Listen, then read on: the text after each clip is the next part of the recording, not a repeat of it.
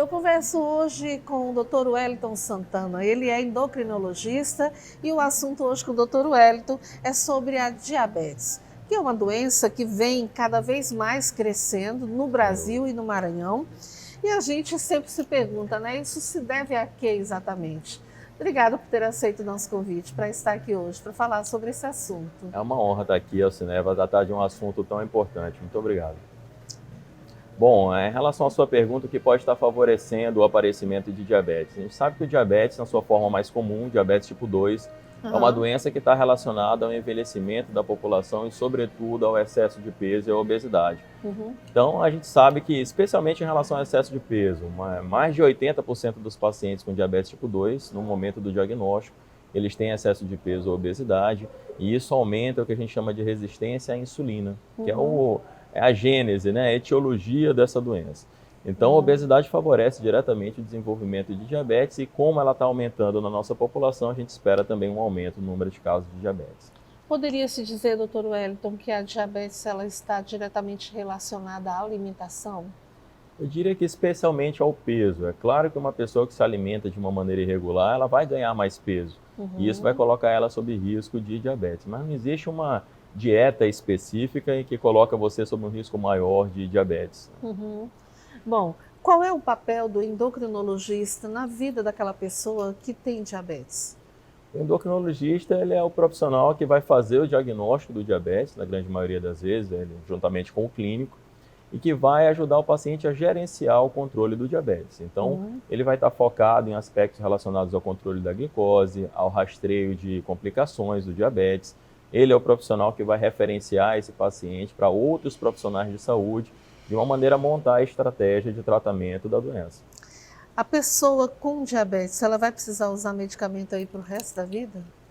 Via de regra, sim. A gente sabe que o diabetes tipo 2, principalmente, é uma doença passível de reversão, mas em situações muito particulares. Quando você pega um paciente que faz um diagnóstico muito precoce, ele é muito obeso e perde peso, mas via de regra, a maior parte dos pacientes vai precisar utilizar a medicação, sim. Mas é importante que, apesar de ser uma doença que vai ser tratada pelo resto da vida, com mudanças do estilo de vida e com medicação, acho que o principal não é pensar em ter que usar remédio ou não, é em prevenir as complicações do diabetes. Esse é o fator mais importante. E todas elas podem ser prevenidas desde que o tratamento seja mantido de uma maneira adequada. Aí, se falando em prevenção, a gente fica pensando, né, como é que deve ser o cotidiano de uma pessoa com diabetes? Na verdade, o cotidiano de uma pessoa com diabetes é bem próximo do cotidiano de qualquer outra pessoa, mesmo sem diabetes. Mas o tratamento do diabetes ele exige disciplina. Então é importante que você tenha cuidados relacionados à sua alimentação, especialmente não abusar da quantidade de carboidratos na refeição.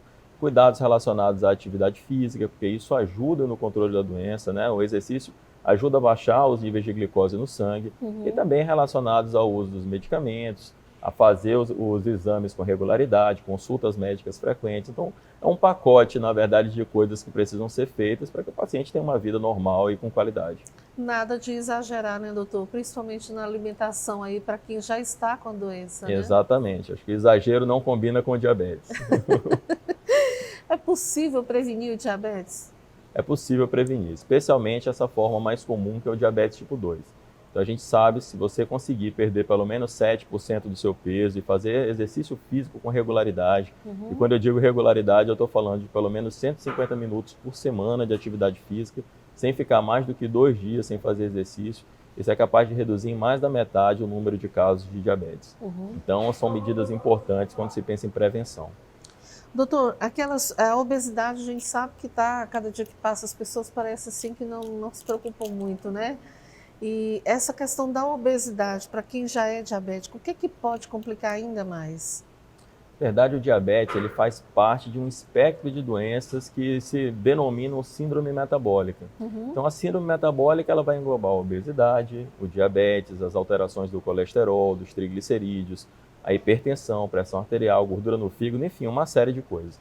Então, quando você tem um paciente com diabetes e obesidade, você tem que estar atento a todas essas outras questões e ao que elas implicam, que é o aumento do risco cardiovascular.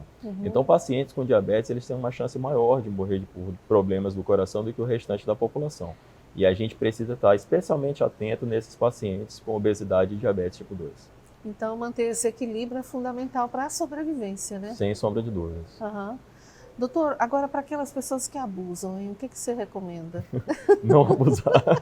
Eu acho que esse seria o fator principal. Na verdade, Aham. todos nós, mesmo quem não tem diabetes, mas tem história na família de pacientes com diabetes, que é uma coisa bastante frequente, tem que estar atento em relação aos hábitos de vida. Então, fazer atividade física com regularidade, cuidado na alimentação, controle do peso, são coisas importantes para a prevenção não apenas do diabetes, mas de várias outras doenças cardiometabólicas. A partir de que momento você consegue perceber que você está com alguma normalidade, caminhando aí para diabetes?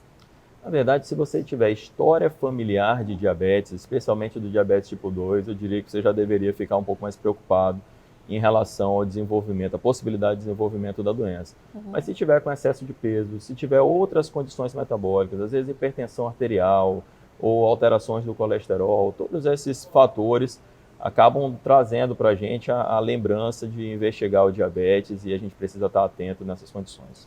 Para medir todos esses índices aí, né, fazer teste de glicemia, aquela coisa toda, o acesso a isso é fácil, doutor? Infelizmente não, né? Os custos associados ao tratamento do diabetes em geral eles são altos, especialmente com as medidas de automonitorização de glicose e com os medicamentos mais modernos que nós temos também.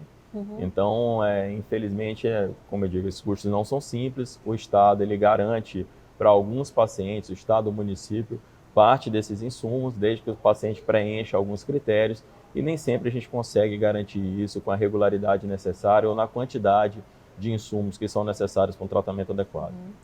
Então, a ideia mesmo é todo mundo prevenir. Trabalhar com Prevenção é o melhor remédio é o melhor sempre, remédio. né? Olha, É isso adorei aí. esse bate-papo aqui. Conversei aqui com o Dr. Wellington Santana, ele é endocrinologista e a gente está explorando um pouco esse universo, né, da diabetes. Porque é preciso ter muito cuidado com tudo isso e a gente tem que trazer à tona justamente com esse objetivo de conscientizar as pessoas a se cuidarem mais, né, doutor? Porque Sem prevenir é o melhor remédio ainda É mesmo. isso aí.